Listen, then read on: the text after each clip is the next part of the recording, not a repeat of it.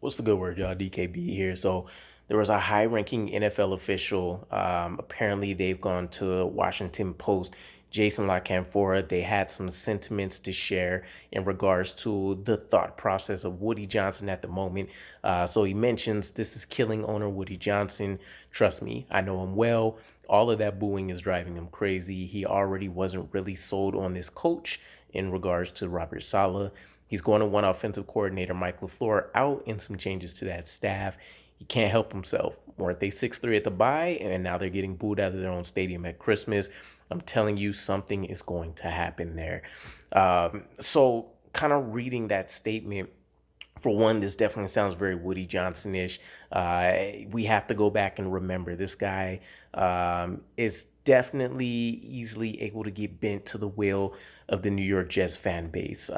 We've had all of the previous, planes flying over the building and the practice fields where they wanted the heads of the coaches and offensive or defensive coordinators. And Woody Johnson's case, sometimes in season, sometimes he waited till right after on, doomsday. But irregardless, more often than not, the fan base has gotten what they wanted and pretty quickly. And in some cases, I would say maybe prematurely. But that has been Woody Johnson. He's been so starved for success that he almost at points has run a fan base controlled team, which is kind of crazy. But it's been interesting with him coming back that we haven't heard more from him. Christopher Johnson, his brother, has been in the limelight more so since Woody did his stint in UK, and since returning, has honestly been a little refreshing that we haven't heard much from him outside of some of the fundraising stuff that they're doing with like the Ukraine and other various events going on.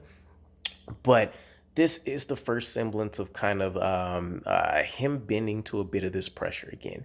The things that stick out to me is that, for one, he's not necessarily fully bought in on Robert Saleh. Keep in mind, this was all Christopher Johnson's manufactured, build up from scratch. Joe Douglas coming in, hiring Robert Saleh and his coaching staff, Zach Wilson. All of these guys are essentially under the umbrella of Christopher Johnson, and maybe there's some arguments going on there between the brothers in regards to what the best steps would have been and how Woody Johnson would have done it versus Christopher. So I would imagine a lot of the fanfare was going towards Justin Fields at the time, for example. We could be looking at him and having conversations about Justin Fields in this offense as opposed to Zach Wilson right now, even though the coaching staff and everyone seems like they were sold and bought into Zach Wilson, for example. The other thing is, it almost feels as if this can come down to maybe Robert Saleh versus Mike LaFleur in terms of who's going to go down as the scapegoat, or the fact that we can see potential firings in back-to-back years or potentially in season. Mike LaFleur might have to go now in terms of after this year ends. And then Robert Saleh would have to immediately make it work with whoever the new offensive coordinator is, which would not be the best optimal setup for anybody. If we immediately looked to press the restart button in this draft with a quarterback, one, I'm sure that would reinvigorate the fan base and everything. There's multiple quarterbacks out there that look like they're first round worthy. But secondly, he'd be under more pressure to not let that quarterback sit and develop, most likely, unless we also pair him with a veteran. And so there's a lot of conversations, a lot of different things that'll have to happen there. Two, it's almost self-imposed because I do believe Mike LaFleur could end up being the scapegoat this year if we miss the playoffs. The playoffs will cure a lot of things in honest perspective. But if we don't make it, I do think unless there's a coaching staff hire that Robert Saleh can sell Woody Johnson and Christopher on, I do think Mike LaFleur is going to be walking out of the building. And there's various reasons. Obviously, everything should fall under Robert Saleh, but when you look at the job that's been done as a whole, he's managed various situations effectively from, the player perspective side of things, Denzel Mims, Elijah Moore trade requests. We've had Zach Wilson and his falling out, not taking accountability, the performance on the field, Joe Flacco being demoted and then promoted and being inactive and active. Various offensive line issues with the tackles, well documented injuries there. The guard positions were losing AVT. And then, of course, defensively early on in the year, his defensive line rotation plans didn't seem like they were going to pan out whatsoever. We're still considering Carl Lawson, basically a miss to a certain degree. He at least isn't playing to the caliber that we expected we were potentially signing him to be. And then, we've had the play of LaMarcus Joyner and Jordan Whitehead, who look like, bad free agents re-signings. And then, of course, Whitehead coming in new. But he's done a lot of things to quell that well and develop some of these guys up quicker, as you'd expect as a defensive guru, to whatever degree you want to place him in. But offensively, completely another story. It's not a situation like we've had with Rex Ryan, where the offensive coordinator essentially is a de facto head coach. Robert Saleh being, the CEO of the team, as we like to call it, definitely is well in tune on both sides. But Mike LaFleur himself has taken huge accountability over a lot of these performances that we have, and there's things that stick out. Obviously, the inability to develop Zach Wilson, and it's not that alone, is pairing that with the fact that there's been huge regression on Zach Wilson's end. And this goes to Joe Douglas, this goes to Robert Saleh. I would even throw the Woody brothers. Everybody in the organization should have a fair amount of blame put on them for what's happened to Zach Wilson, because we never adequately replaced the one person whose main job it was going to be to get this man to be the successful key to this franchise, and that's Greg Knapp. We've talked about this on Jets Flight Squad numerous times in the last couple of weeks. Greg Knapp was that vital piece. Everybody else is so green in the coaching room that not only are they still working on being an expert in their own, field, let's call it, or positions that they're going to be in, we didn't have another guy that you felt comfortable in that building, which is why when Greg Knapp sadly passed, rest in power, we had to bring in Matt Cavanaugh. We had to, when we seen Zach Wilson still falling off the rails, bring in John Beck to try to help correct course. And, more voices in that room didn't necessarily help us out. So I understand streamlining that position between Mike LaFleur and Rob Calabrese, but there should have been a guy to replace Rob Calabrese. Whoever the replacement to Greg Knapp and Matt Cavanaugh and John Beck would have been, that should have been a guy that Rob Calabrese could have learned under. But let's have a veteran, seasoned voice there for Zach Wilson, and not Zach Wilson trying to figure it out and Rob Calabrese, who's essentially going to be trying to figure out things and what works, what doesn't work, and what essentially has boiled down to a failed experimental year. So that in alone on itself can get a lot of people fired. But then you look at the running game, and yes, the offensive line has been an issue as well. But the running game, 10 yards, 11 rushes keep sticking out of my head.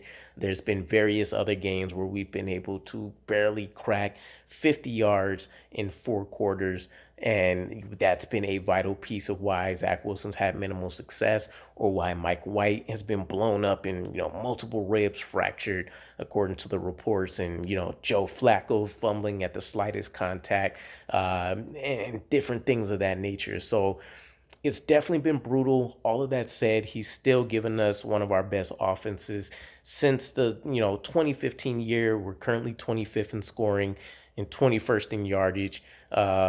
And the last time we've seen numbers at least as good, which we're still talking about a below average offense.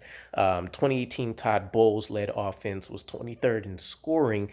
And then, of course, that magical 2015 year where we just barely missed the playoffs, we finished 10th in scoring behind the arm of Fitzmagic. So there's signs of progress I like. I do think that the play calling and the schemes that he is attempting to run work. That's been proven. Joe Flacco, even though he has the turnover issues and you can kind of see his age on the field pretty clearly, you see that the offense works behind him. You see what the offenses look like behind Mike White, which we've talked about as well. If he was starting over a full season and he was, putting up the averages he's put up so far, we're talking about a very historic top three offense for the New York Jets. And then we've seen it operate under Chris Streveler, who, underthrown passes, wasn't able to connect in certain key, distances, but immediately matched what Zach Wilson had put up under, 3.5 quarters in almost a single drive. So obviously the scheme works. The play calling isn't necessarily the biggest issue, but it was always Zach Wilson and what we couldn't do for him, which we put all these resources around him, which we haven't done for many other quarterbacks, if any, in terms of young talent that's going to be cheap, that is ready to excel right away. Unfortunately, we dug our bed with the coaching staff miss. So hopefully we self-correct and revise that issue. But unfortunately, this could lead to Mike LaFleur being walked out, which is going to be one of the toughest things Robert Saleh has had to do. He's lost Greg Knapp. Obviously, we've seen how that's hurt him. But now he might have to walk his best friend out the door if it's between him or Mike LaFleur, or if Woody Johnson just calls for a head. He's the most likely, and honestly, the only candidate that I would say. Again, Robert Saleh has been able to manage and mitigate a lot of the other issues as, the face of the team at the moment. And he's still captured the fan base's attention, at least from my perspective. Mike LaFleur definitely is more so in the doghouse than anybody else. And Ulbrich has done a great job of being able to, save his own career at this point, because it was on life support for the preseason and the first 3 games of the NFL so far. But obviously he has Robert Saleh's tutelage to look forward to as well when things are starting to go awry. So I don't know. Hopefully Woody Johnson doesn't cave. I would love the prospects of seeing Mike LaFleur's offense roll out in a third year. Elijah Moore, Garrett Wilson. We're going to have a few more young talents that get thrown in there, I'd imagine, with Corey Davis being cut. But having, Tyler Conklin and CJ get a little bit more adjusted. We're going to add some more reinforced pieces to the offensive line. Probably another young set of legs and a running back room. And of course, the quarterback room as a whole is going to look completely different. But it would just be great to not have to press a full restart on the offense. Maybe they can find another guy to match, some of the major principles he's looking for. But it'll be tough, but that's where I'm at with it. Let me know what your guys' thoughts are. What's your arguments for, Mike LaFleur staying if you want him to, or if he is leaving, what's the main reason for you? And do you guys have any candidates you will look for an immediate replacement? Appreciate all the support as always, and I'll catch you guys again.